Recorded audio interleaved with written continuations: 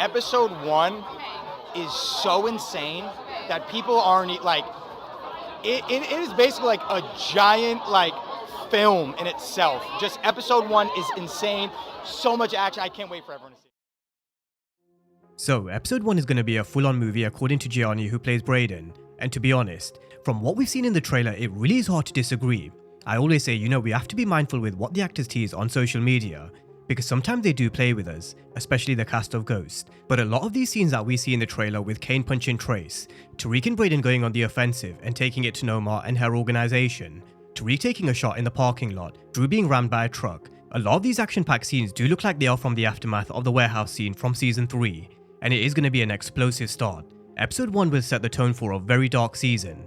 I also believe one character who will add to that is Detective Don Carter. He's going to be a menace, no doubt. And some of the early questions I have is, which I feel we need the answers to is, how does Detective Carter know who James St Patrick is? How does he know that Tariq is just like his father? What does he mean by he knows the truth? Does he know that James was Ghost? Just how deep does his backstory go, and what does he know about Tariq in terms of what he's done and who he is? So in the rest of this breakdown, we will be running through the connection between Ghost, Detective Carter and Tariq St Patrick. We're going to run through how he's going to be one of Tariq's biggest threats in season 4, his motivations, his task force, and how he's going to be a real menace not just for Tariq, but for everyone. So there is definitely a lot to unpack, and we are going to start with the basics first and work our way through for all things Power Book 2 Ghost Season 4. Now, along with Carter's introduction, they'll also be bringing in a few new characters to join his task force. We have Detective Nico Calder and Felicia Lewis. In the trailer, Rashad Tate's brother could also be seen, so he may also form a part of his task force as well, which would actually be a very smart addition to the team. If we look at what he was able to accomplish in season 2, when he was brought on to investigate the whole Jabari Reynolds and Detective Ramirez murder, as well as everything that happened at Stansfield, he was able to connect a lot of dots. He was able to keep his emotion out of the investigation and stick to the hard evidence, facts, and findings. Tariq was listed as one of the students Reynolds saw the day he was murdered. And I looked into Tariq's choke record. He was living with Weston way back then, and he was expelled for drugs. If Tariq is the Stansfield link to the drug operation and knew Reynolds was writing about it, that's motive. Now, this is something which Detective Whitman couldn't do. He was blinded by a lot of hatred and jealousy at first, with the way he was kind of attacking and chasing Carrie Milgram as a suspect because of their history. When he realized she was actually innocent, it was way too late. Monet made it look like a suicide, and then we saw him a little unhinged. He was chasing justice, but in the wrong way, because he was acting on pure emotion. So Kamal Tate, he'll definitely be a very good addition for Detective Carter in terms of his knowledge, experience, and what he knows. After all, he has slapped the cuffs on Tariq once before. Now, what that actually means for Jenny Sullivan, Blanca Rodriguez, and Junior, you do have to actually wonder where their storyline kind of fits into Ghost. If there's going to be a new task force, then what happens with the old one, especially after they were burned? I do think that's a valid question to ask. For Jenny Sullivan, she's been burned way too many times, and I'd put her in the same category of that of Greg Knox and Detective Whitman, a character who's going to be chasing justice, acting on pure emotion and revenge because of the death of Cooper Saxe. So very opposite to someone like Kamal Tate, she will feel a lot of guilt around what happened with Saxe, and therefore, I wouldn't be surprised if she ended up being suspended by taking things too far, which then leads her to be taken off the chessboard. We all know what happens to characters when they start to kind of strip away everything that they have and love, from loved ones, their career, and so on. Once they start stripping that away, you know what's going to happen next. With Blanca Rodriguez, she could actually stick around and help Detective Carter, because she does know a lot about the St. Patricks, just like Kamal Tate. If we're asking how does Carter know about who James St. Patrick was, if we're asking how does he know who Tariq is and what he's done, then look no further than Blanca Rodriguez. We can also argue she knows a lot more than Tate does, so she could be the one who provides some very valuable intel to Detective Carter. With Junior, we all know he has his flash drive, and we're all wondering what info has Cooper Saxe left for him. Is he the one shooting at Tariq in this parking lot, and is Tariq gonna take him off the chessboard early doors?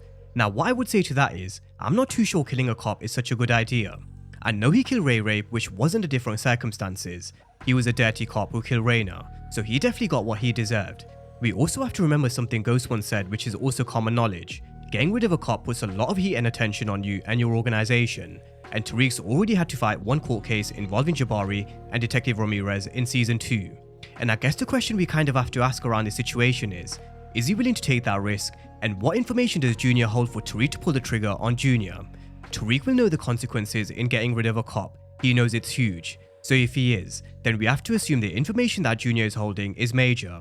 The information that Saxe has left for Junior could jeopardize everything for Tariq. We all know this season there's going to be a huge target on his back from every single angle because he's public enemy number 1, which also means he's going to have to take it to a whole new level to protect his future.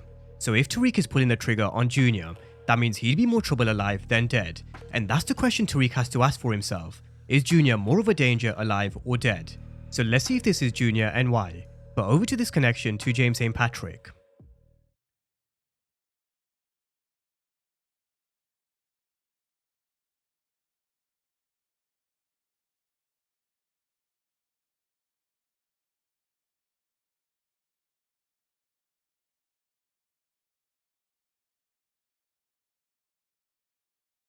Now, we all know what his motivations are. He lost his wife in a crossfire between 2 rival drug gangs, and now he's on a mission to make the streets a safer place. Judging by this trailer, it means by any means necessary. But how does he know James? How does he know who Tariq is in terms of him being a drug-dealing murderer just like his father?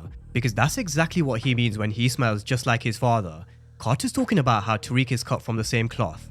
The similarity between him and Ghost, a liar, manipulator, murderer, and a drug dealer.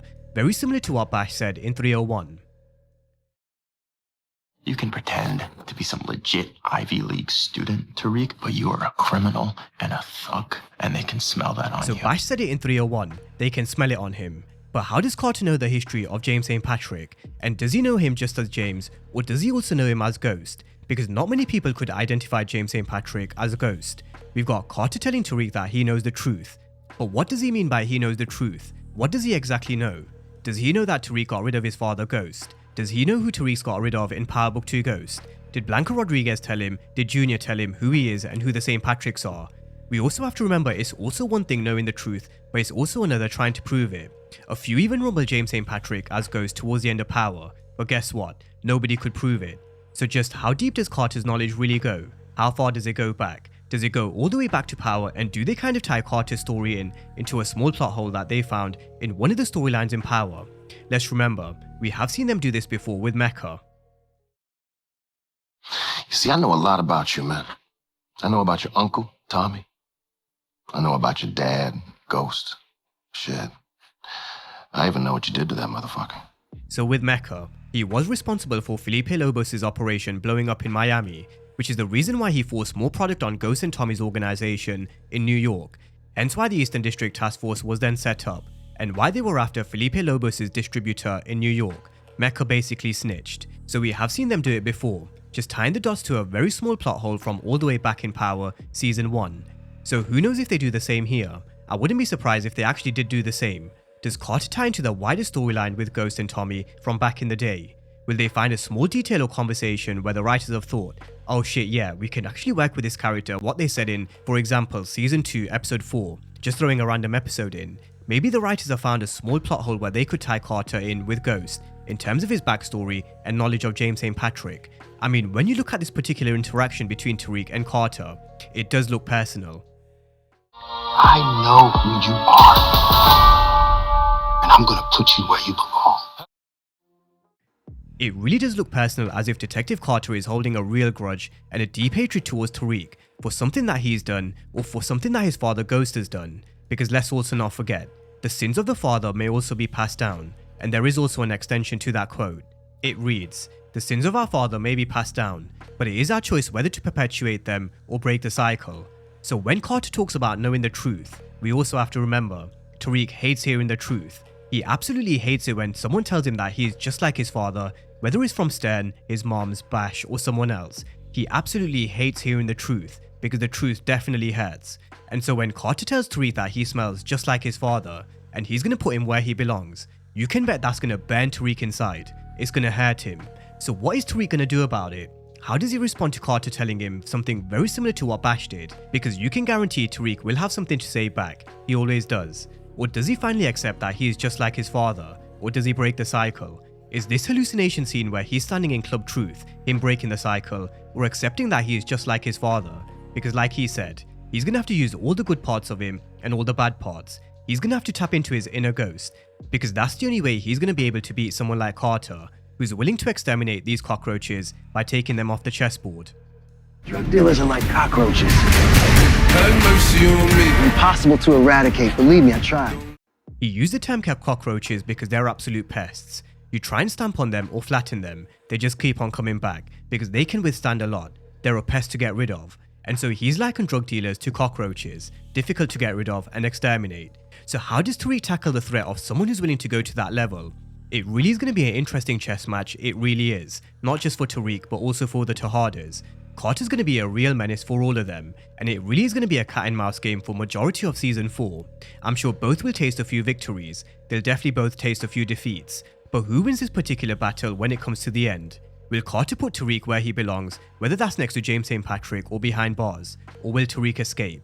Will he be able to break the cycle and reinvent himself? And what does Carter know about Tariq St Patrick? What does he know about the St Patrick family as a whole, about who they are, what they've done, and is there more of a connection? Let me know your early thoughts down below in the comment section. Let me know what you think about this connection between James and Detective Carter, because don't forget, Power really do love a good twist. In season 2 they had the connection between Mecca saying he knows about Tariq's father, his uncle Tommy and what he did to Ghost.